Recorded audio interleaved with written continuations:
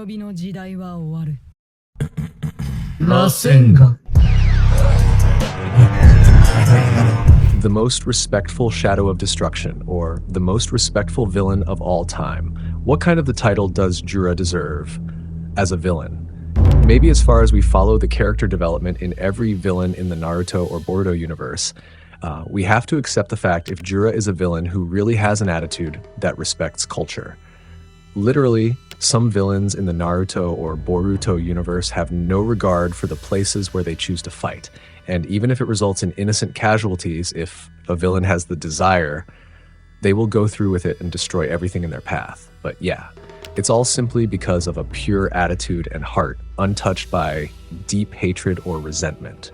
Even though Jura is the reincarnation of Ten Tails himself, but thanks to code that makes Ten Tails into several parts, it creates Jura as a leader who has a different attitude from Ten Tails himself. Having such a deep desire and knowledge, Jura was very resistant and angry when a bookstore was almost destroyed by those who wanted to fight with him, because for him, it was a very valuable treasure. Oh yeah, today I'm here to do a quick review and discuss some interesting points from chapter 16. Starting with the reveal of the Raijin Jutsu, Koji's identity being uncovered by Shikamaru, and a few other exciting moments from this chapter. Maybe some of you think that chapter 16 is a very boring chapter because there are no battle scenes. But in my opinion, once in a while we have to take a break from scenes full of fighting, right? Because of course, it will be a thing that will be monotonous if a story is only filled with fighting. Precisely with some dialogue and flashback scenes, it will certainly be an important information to predict as a story or plot twist that will occur in the future. And if we're still talking about chapter 16, I have a question for you guys. With the revelation of the Raijin Jutsu mechanism, or flying god technique, Boruto has that, is almost similar to Minato. Which do you think is the best among them? And if I may give a reason, maybe Minato's jutsu is by far the best. Mechanically, Hiraishi Minato only needs a mark or seal attached to an object or body. Without giving a chakra, the seal will still function as a medium for teleportation. And even more perfect, even if Minato is dead, the seal will remain on the object. And this was proven when Minato was in the 4th Shinobi World War, when he moved the Bijudama that led to the Shinobi army and he moved it to the sea. And although Boruto is said to be a genius because he created his own jutsu by doing trial and error several times, but for now we have to admit that Boruto's genius has not been able to fully match the ability of his father's technique. Moreover, Boruto needs some form of metal object as a medium for him to teleport. In addition, Boruto needs the help of the Toad Kashin Koji to carry the metal object to the place where Boruto will teleport. Although this is said to be still effective, but it can be said that this is not entirely perfect because he still needs some help from a toad. And in your opinion, will this Raijin Boruto in the future surpass and be more perfect than his grandfather? I want to hear your opinions, guys.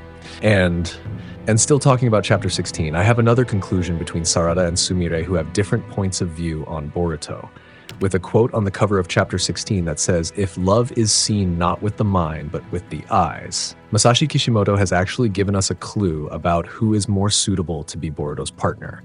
But if I may ask first, who between Sarada and Sumire is more suitable to be Boruto's partner, guys? Literally, Sarada is always worried about Boruto's safety.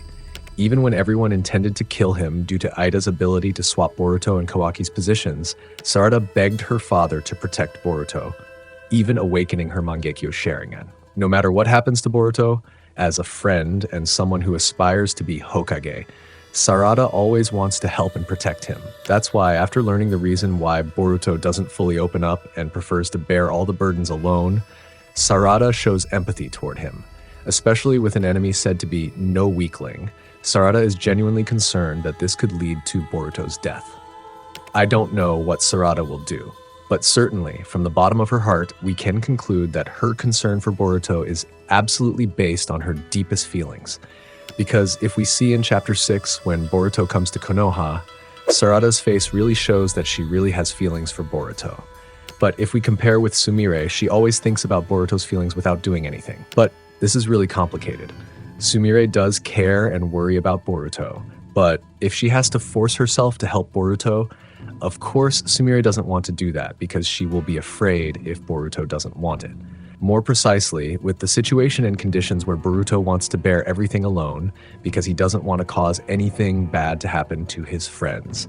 And especially Sumire and Sarada, Sumire respects Boruto's decision. Because once again, they don't have enough information to help Boruto. Meanwhile, Boruto chooses not to say much to either of them. This, of course, creates a very complex perspective for us to consider. Which of the two, Sumire or Sarada, has a more realistic point of view toward Boruto? Sumire seems mature. She really considers all aspects of what will happen if they force themselves to help Boruto. Because if they force themselves to help Boruto without having enough information, of course this will endanger their own lives. And of course, this will get Boruto in trouble too, right? Meanwhile, Sarada seems to resemble her uncle, Itachi Uchiha. You probably still remember the scene where Naruto and Itachi met for the first time. There, Itachi shared an important piece of advice with Naruto, who was determined to bear all his burdens alone, just like Boruto. Itachi told him that carrying all the weight alone is impossible, as it would lead to the same fate Itachi himself endured. Naruto needed others to help him, because no one in this world can shoulder everything on their own. This part of Itachi's personality is reflected in Sarada's mindset. No matter what challenges Boruto faces, Sarada won't let him bear them alone. Even without having enough information or knowledge to assist him, Sarada's priority is to help him. And from these two perspectives, which of Sarada and Sumire is more relevant and realistic for this situation, guys? And about the matter of Sumire openly and blatantly declaring her feelings for Boruto in front of Ida and Sarada, believe it or not, if this will cause a big plot twist or problem in the future. It's true that Sumire is a person who has been able to hide her feelings from the beginning. Even with her facial expressions, we will be surprised by what happens to her. And maybe when Sumire really expresses her feelings, it's the result of what she's been hiding. Even when she sees Sarada hugging Boruto, Sumire really holds back and hides her hurt feelings. Especially if she knows that Sarada knows that Sumire likes Boruto. But in conclusion, with Sumire's honesty, Ida will surely find out sooner or later if Sarada or Sumire are just pretending, if they are in her charm. Even from the beginning of Ida's arrival, Sumire and Sarada hid and pretended like they were in her charm.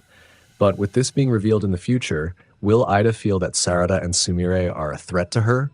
But if Sarada and Sumire haven't done anything harmful to Ida so far, she naturally wouldn't make a big deal out of it. Besides, Ida also longs for a genuine friendship, untainted by the influence of her abilities. So what do you think is the most interesting part of this chapter, guys? I'm waiting for your opinion. Oh yeah, thanks for those of you who have subs and likes. I'm Nim. See you in the next video. Bye-bye, Data Bio.